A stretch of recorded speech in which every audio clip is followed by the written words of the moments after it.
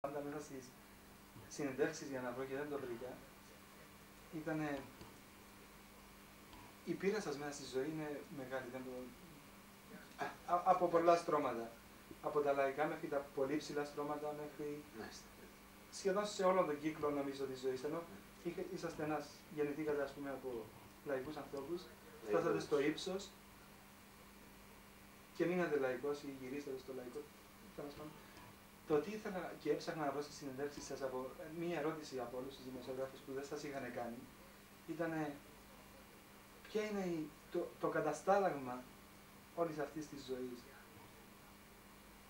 Ποια είναι η τελική δηλαδή η πείρα, η τελική συμβουλή που θα δίνατε. Σε έναν άνθρωπο νέο. Σε έναν νέο άνθρωπο. Ας πούμε, από όλη αυτή, από τον κύκλο αυτό που έχω διαγράψει στη ζωή. Ακριβώς.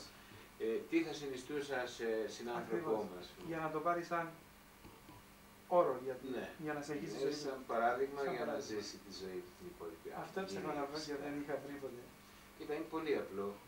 Από τη ζωή που διάλεξα και κάνω, το λέει ας πούμε από μόνη της. Δεν κοίταξα να βρεθώ ποτέ. Ενώ μπορούσα να έχω όλα τα αγαθά του κόσμου. Άμα όχι όλα, πολλά από τα αγαθά του.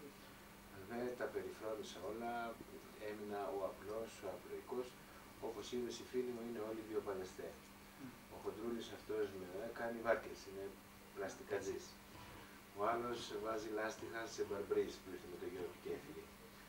Αυτός με το φανελάκι που ήρθε και ήταν και κουρασμένος και έφυγε νωρίς που είχε τον καφέ, έχει ένα φορτηγάκι που κάνει μεταφορές. Ο Χοντρούλης που ήρθε τελευταίος είναι ηλεκτρολόγος. Πάει σε σπίτια, να κάνει καμιά ασφάλεια, ξέρω εγώ. Επιχειρηματίας ήταν ο άλλος Χοντρούλης, ο Μανώλης, με την Βεβαία. Αυτός κάνει οικοδομές. Σε γενικές γραμμές, οι φίλοι μου όλοι και οι συναναστροφές μου είναι οι βιοπάλοι, η μάζα, ο λαός.